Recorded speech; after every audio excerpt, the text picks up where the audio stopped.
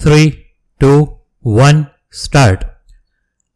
At the outset, certain nuances of the right to privacy in India, its facets and importance need to be discussed.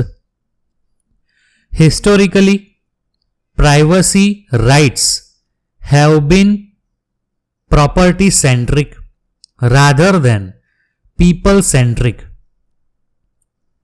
This approach was seen in both the United States of America as well as in England. In 1604, in the historical case 77 ER 194 into brackets KB, it was famously held that every man's house is his castle. This marked the beginning of the development of the law protecting people against unlawful warrants and searches. Para. However, unlike the property-centric origin of privacy rights in England and under the Fourth Amendment in the Constitution of the United States of America, in India, privacy rights may be traced to the right to life enshrined under Article 21 of the Constitution. When this court expounded on the meaning of life under Article 21, it did not restrict the same in a pedantic manner. An expanded meaning has been given to the right to life in India, which accepts that life does not refer to mere animal existence but encapsulates a certain assured quality. Para. It is in this context that we must contextualize the issues that are being raised in this batch of petitions. We live in the era of information revolution where the entire lives of individuals are stored in the cloud or in a digital dossier.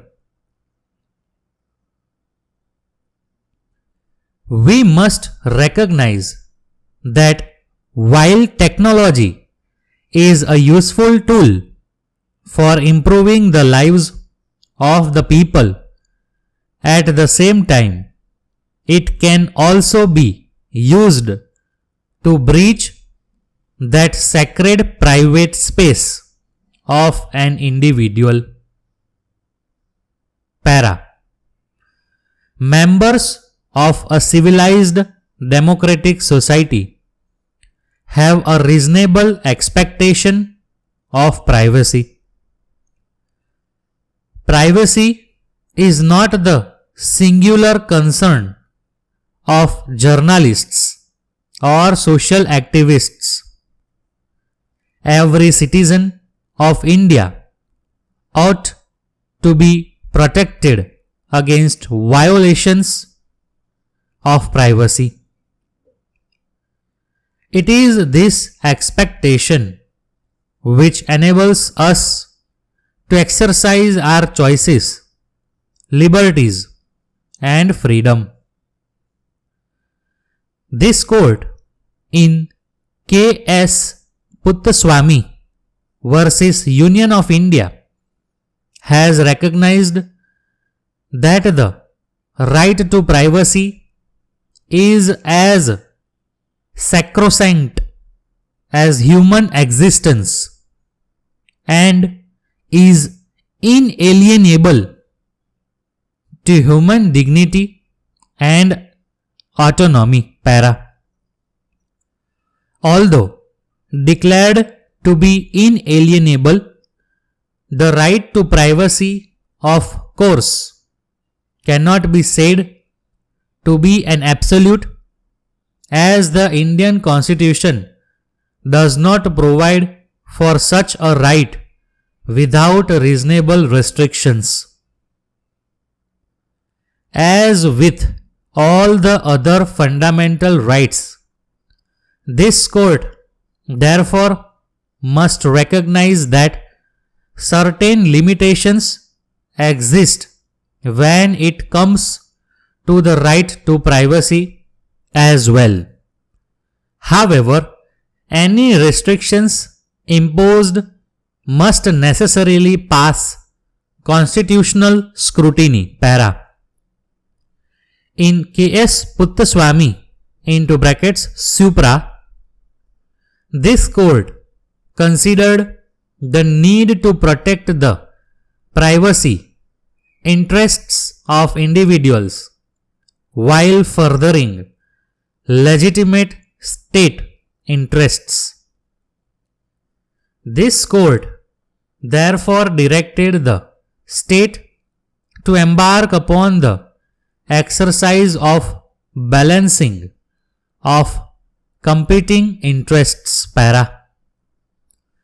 These three requirements apply to all restraints on privacy, bracket open, not just informational privacy, bracket close. They emanate from the procedural and content-based mandate of Article 21. The first requirement, that there must be a law in existence to justify an encroachment on privacy, is an express requirement of Article 21. For no person can be deprived of his life or personal liberty except in accordance with the procedure established by law.